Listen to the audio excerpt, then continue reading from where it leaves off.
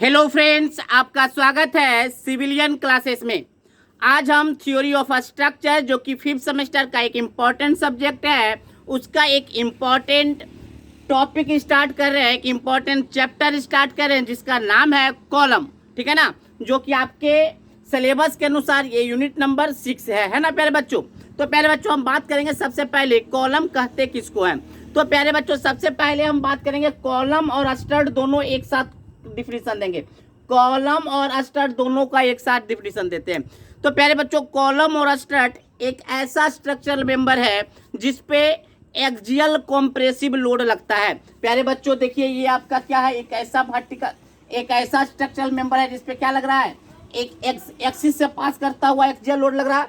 और कैसा है, वो आपको क्या कर रहा है, नीचे उसको पुश कर रहा है। इसका मतलब कॉम्प्रेसिव लोड है। तो प्यारे बच्चों, कॉलम हो या स्ट्रट हो, दोनों एक ऐसा स्ट्रक्चरल मेंबर है जिस पर आपको क्या लगता है, एक्सियल कॉम्प्रेसिव लोड लगता है। तो एक्सियल कॉम्प्रेसिव लोड लगने के कारण कॉलम और स्ट्रट दोनों को क्या कहा जाता है, कॉम्प्रेशन मेंबर कहा जाता है। क्या कहा जाता है प्यारे बच्चों, कॉम्प्रेशन मेंबर कहा जाता है। तो एक बेस्ट एग्जांपल बनता है ये आपका कॉम्प्रेशन मेंबर का कि ये आपका कॉलम कौन सा मेंबर है, टेंशन मेंबर या कॉम्प्रेशन मेंबर। तो आप इसका आंसर क्या दीजिएगा, कॉम्प्रेशन मेंबर है। अब हम बात करेंगे कॉलम और स्टड को, तो दोनों हम एक साथ डिफाइन किए।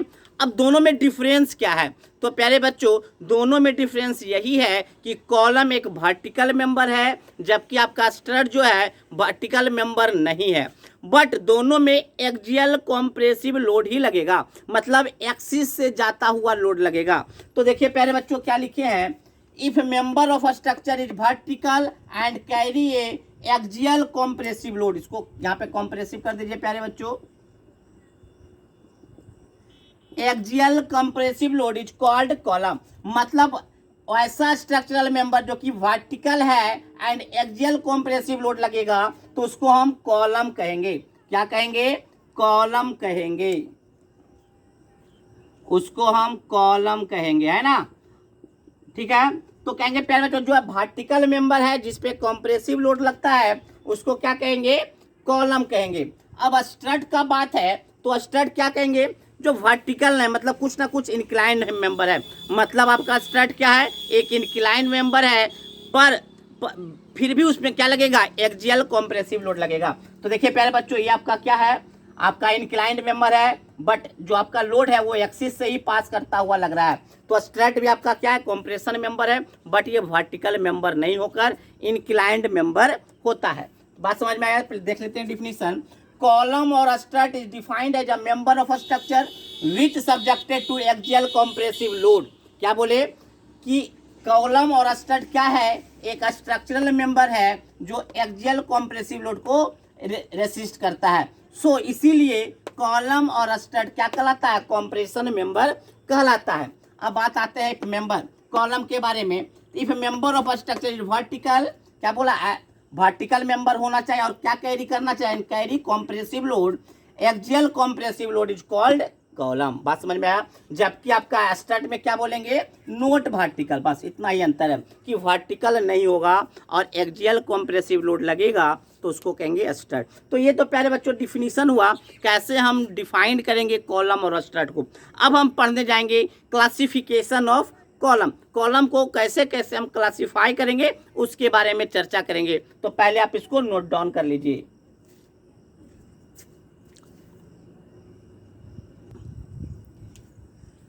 तो प्यारे बच्चों, अब हम देखेंगे क्लासिफिकेशन ऑफ कॉलम। कॉलम को कैसे कैसे क्लासिफाई किया जाता है।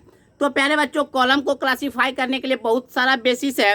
तो सबसे पहला हम देखेंगे शेप के आधार पे, जो आपका कॉलम का जो क्रॉस सेक्शन होगा उसके शेप के आधार पे हम क्या करेंगे, कॉलम को क्लासिफाई करेंगे। मटेरियल ऑफ कंस्ट्रक्शन के आधार पे, मतलब किस मटेरियल से आपका कॉलम बना हुआ है उसके आधार पे हम कॉलम को क्लासिफाई करेंगे। तीसरा है टाइप्स ऑफ लोडिंग, लोडिंग का पोजीशन कहाँ है उसके आधार पे हम कॉलम्स को क्लासिफाइड करेंगे। और एक है सिलेंडरनेस रेशियो, तो सिलेंडरनेस रेशियो के आधार पे भी हम क्या करेंगे, कॉलम को क्लासिफाई करेंगे। अब आपका सिलेंडरनेस रेशियो होता क्या, वो अब हम आगे इसी टॉपिक में पढ़ेंगे, ठीक है ना। तो देखिए प्यारे बच्चों, क्या लिखे हैं, columns are classified on different criteria such as shape of cross section, material of construction, types of loading and last one है स्लेंडरनेस रेशियो। तो ये सब के बेसिस पे हम क्या करेंगे, कॉलम को क्लासीफाई करेंगे। तो प्यारे बच्चों, on the basis of shape of the cross section of the column में भी क्लासीफाइड है। प्यारे बच्चों, जो आपका कॉलम का क्रॉस सेक्शन होता है उसके शेप के आधार पे कॉलम को क्लासीफाइड किया गया है। पहला है स्क्वायर कॉलम, दूसरा है रेक्टेंगुलर कॉलम, चौथा है सर्कुलर कॉलम, पांचवा है चौथा है पेंटागोन कॉलम, छठा है आपका हेक्सागोन कॉलम और ऑक्टागोनल कॉलम। ठीक है ना। तो देखिए प्यारे बच्चों, ये स्क्वायर कॉलम कैसा होगा, उसका क्रॉस सेक्शन एरिया इस प्रकार होगा या नहीं, स्क्वायर कॉलम। रेक्टेंगल कॉलम का इस प्रकार से होगा, सर्कुलर कॉलम का क्रॉस सेक्शन इस प्रकार से होगा। क्रॉस सेक्शन समझ रहे हैं ना, जैसे कि मान लीजिए आपका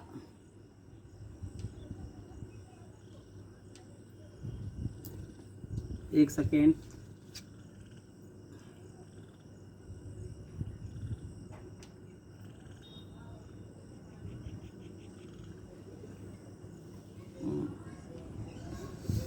एक सेकेंड, देखिए प्यारे बच्चों,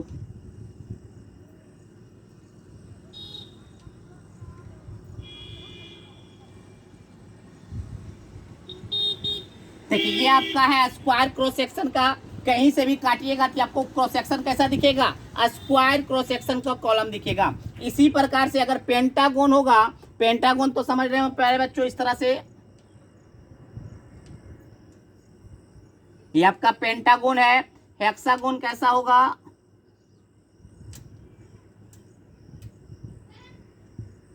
आपका देखिए 6 साइड है, तो हेक्सागोन इसी तरह से 8 साइड बनाइएगा तो ऑक्टागोन। तो प्यारे बच्चों, ये था आपका शेप के आधार पे कॉलम को क्लासिफाइड किया गया है। ठीक है ना। तो शेप के आधार पे क्या क्या किया, square column, rectangular column, circular column, pentagon column, hexagon column and octagon column में हम डिवाइड किए। ठीक है ना। तो अब हम चलते हैं मटेरियल के आधार पे, इसको नोट डाउन कीजिए।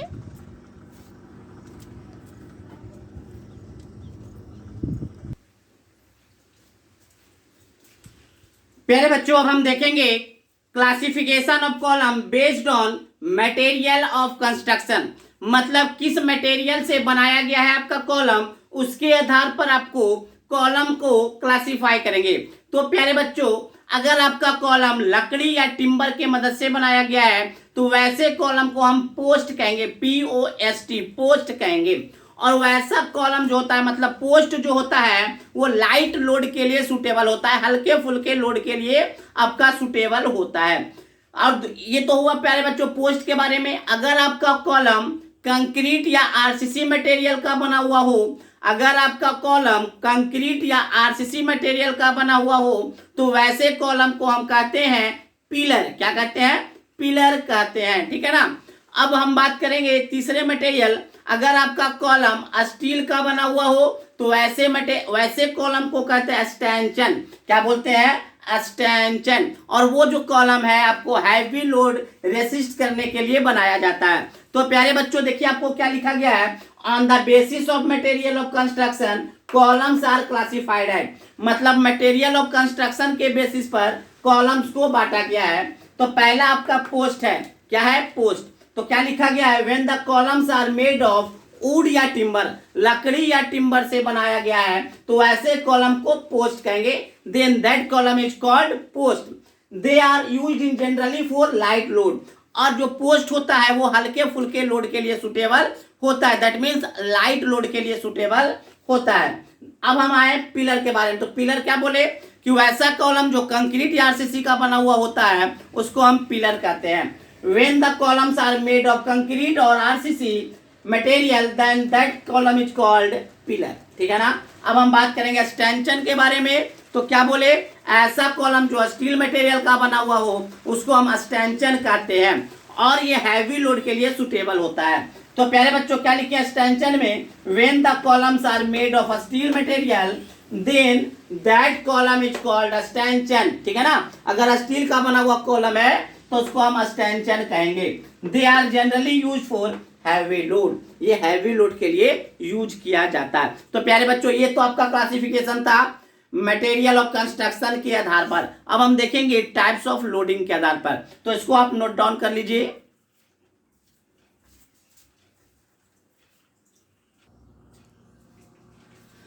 प्यारे बच्चों, अब हम देखेंगे classification of column based on types of loading. Position of loading के आधार पर हम कॉलम को क्लासिफाइड करेंगे। पहले बच्चों सिंपल है, अगर कोई कॉलम सिर्फ अगर किसी कॉलम पर कॉलम के एक्सिस पर ही लोड अप्लाइड हो रहा है तो उसको कहेंगे एक्सियली लोडेड कॉलम। क्या बोलेंगे? Axially loaded column. क्या बोले? किसी कॉलम के एक्सिस पर ही लोड अप्लाइड हो रहा है तो वैसे कॉलम को कहेंगे एक्सियली लोडेड कॉलम। और कोई एक्सियली लोडेड कॉलम है तो उस पर सिर्फ डायरेक्ट स्ट्रेस आता है, ना कि बेंडिंग स्ट्रेस आता है। तो प्यारे बच्चों हम क्या बोले? जिस ऐसा कॉलम जिसके एक्सिस पर ही सिर्फ लोड एक्ट कर रहा है तो ऐसे कॉलम को हम कहेंगे एक्सियली लोडेड कॉलम। और ऐसे कॉलम पर मतलब एक्सियली लोडेड कॉलम पर सिर्फ डायरेक्ट स्ट्रेस ही डेवलप करता है, कोई भी बेंडिंग स्ट्रेस डेवलप नहीं करता है। अगर प्यारे बच्चों वैसा कॉलम है जिसके एक्सिस पर लोड अप्लाइड नहीं हो रहा है मगर वो एक्सिस के पैरेलल है बट एक्सिस पर अप्लाई नहीं होकर थोड़ा सा डिस्प्लेस्ड होकर लोड अप्लाई हो रहा है जहां पर की इसेंट्रिसिटी ई है तो वैसे कॉलम को कहेंगे इसेंट्रिकली कॉलम। क्या बोलेंगे? Eccentrically loaded column. Eccentrically loaded column. तो प्यारे बच्चों हम क्या बोले? ऐसा कॉलम जिसके एक्सिस पे लोड अप्लाइड ना होकर किसी दूसरे पोजीशन पे लोड अप्लाइड हो रहा है तो वैसे कॉलम को हम कहेंगे इसेंट्रिकली लोडेड कॉलम। और प्यारे बच्चों इसेंट्रिकली लोडेड कॉलम पर डायरेक्ट स्ट्रेस भी आता है और बेंडिंग स्ट्रेस भी आता है ड्यू टू इसेंट्रिसिटी, है ना। तो प्यारे बच्चों इस टॉपिक के बारे में, ऐसे कॉलम के बारे में हम तो यूनिट नंबर 1 में पढ़ चुके हैं जिसका नाम था डायरेक्ट एंड बेंडिंग स्ट्रेस। मतलब डायरेक्ट स्ट्रेस भी आता था और बेंडिंग स्ट्रेस भी आता था। तो वो कौन सा है? इसेंट्रिकली लोडेड कॉलम है जिसपे डायरेक्ट स्ट्रेस भी आएगा और आपका बेंडिंग स्ट्रेस भी आएगा। तो प्यारे बच्चों हम देखते हैं इसका डिफिनेशन। तो पहला आपका एक्सियली लोडेड कॉलम है। क्या बोले हैं? The columns which are subjected to load acting along the longitudinal axis और centroidal axis of the column. क्या बोले प्यारे बच्चों? जो इसका सेंट्रोइडल एक्सिस है या जो इसका लॉन्गिट्यूडिनल एक्सिस है उसी के अलोंग आपका लोड अगर सब्जेक्ट कर रहा है, एक्ट कर रहा है तो वैसे कॉलम को कहेंगे axially loaded column. Axially loaded column is subjected to direct compressive load या direct compressive stress only, no bending stress develop anywhere in the column. हम क्या बोले? ऐसे कॉलम में मतलब एक्सियली लोडेड कॉलम में only direct stress, direct compressive stress only develop, no bending stress develop anywhere in the column. मतलब ऐसे column में कोई भी बेंडिंग स्ट्रेस डेवलप नहीं होगा। अब हम बात करेंगे इसेंट्रिकली लोडेड कॉलम का। तो देखिए क्या बोला गया है, eccentrically loaded columns are those columns in which the load do not act on the longitudinal axis. मतलब कॉलम के लॉन्गिट्यूडिनल एक्सिस या सेंट्रोइडल एक्सिस पर अगर लोड अप्लाइड नहीं हो रहा है तो वैसे कॉलम को कहेंगे इसेंट्रिकली लोडेड कॉलम।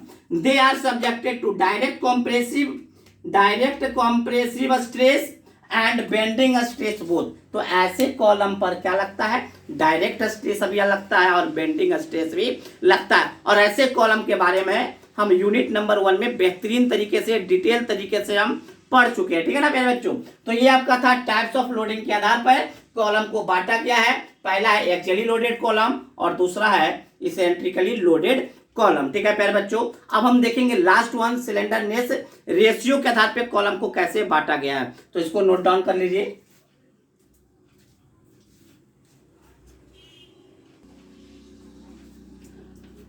प्यारे बच्चों हम देखते हैं classification of column based on slenderness ratio. Slenderness ratio के आधार पर आपका कॉलम को कैसे क्लासिफाई किया गया। तो पहले आपके दिमाग में आ रहा होगा कि सिलेंडरनेस रेशियो कहते किसको है। तो सिलेंडरनेस रेशियो जो है इसके बाद हम आपको डिफिनीशन देंगे, समझाएंगे कि होता क्या है ना। तो पहले आप इसको समझ मतलब इसको आप याद कर लीजिए फिलहाल। इसके 2 मिनट के बाद आपको क्या बता देंगे सिलेंडरनेस रेशियो होता क्या है। तो प्यारे बच्चों अगर आपका सिलेंडरनेस रेशियो 32 से कम है, 32 से कम है तो वैसे कॉलम को कहते हैं शॉर्ट कॉलम। और शॉर्ट कॉलम जो फेल होता है वो क्रशिंग में फेल होता है। क्या बोले?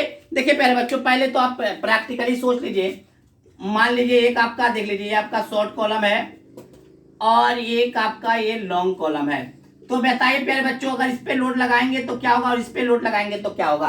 तो प्यारे बच्चों, अगर कोई शॉर्ट कॉलम है, छोटे लेंथ का कॉलम है, तो वो क्रश हो जाएगा, चूर हो जाएगा, है ना। जबकि अगर कोई लॉन्ग कॉलम है तो ये बेंड हो जाएगा, देखिए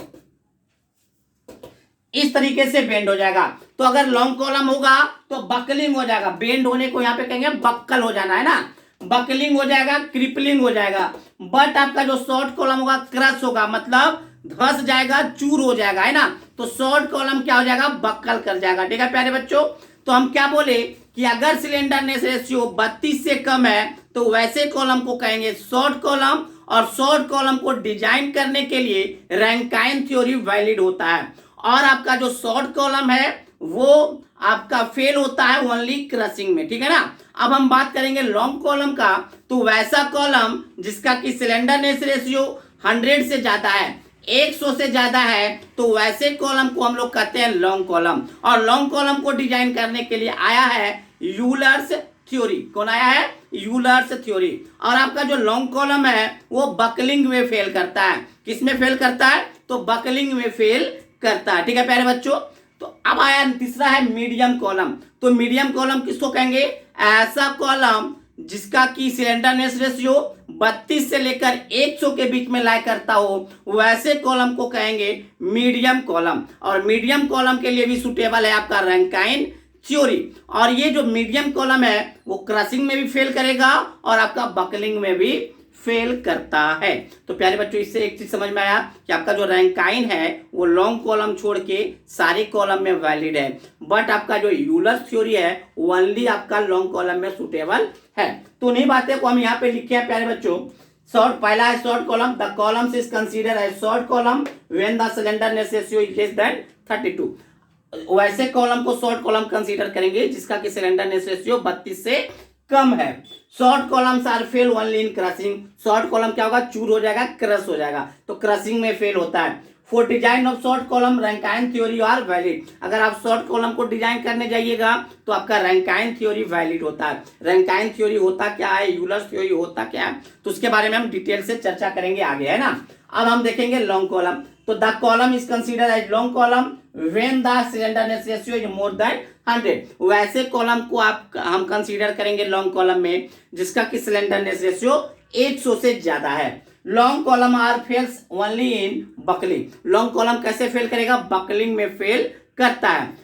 for design of long column Euler's theory are valid. अगर आप लॉन्ग कॉलम को डिजाइन करने के लिए जा रहे हैं तो यूलर्स थ्योरी उसके लिए वैलिड होगा। अब हम बात करें मीडियम कॉलम का, तो the column is consider as medium column when the slenderness ratio is like between 32 से 100। मतलब अगर स्लेंडरनेस रेशियो 32 से 100 के बीच में लाई करेगा तो वैसे कॉलम को कहेंगे मीडियम कॉलम। और मीडियम कॉलम के लिए भी सुटेबल है आपका रैंकाइन थ्योरी।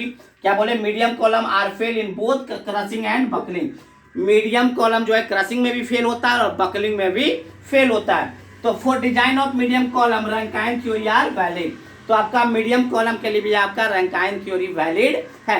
प्यारे बच्चों, ये जो डाटा देख रहे हैं 32 और 100, ये किसी किसी बुक में अलग अलग डाटा भी दिया, मतलब अलग अलग बुक में अलग अलग डाटा दिया हो, बट स्टैंडर्ड डाटा आपका 32 और 100 है। मगर कहीं पे आपका 28 और 80 मिल जाए तो वो भी गलत नहीं माना जा सकता है। तो इसको भी नोट डाउन कर लीजिए प्यारे बच्चों।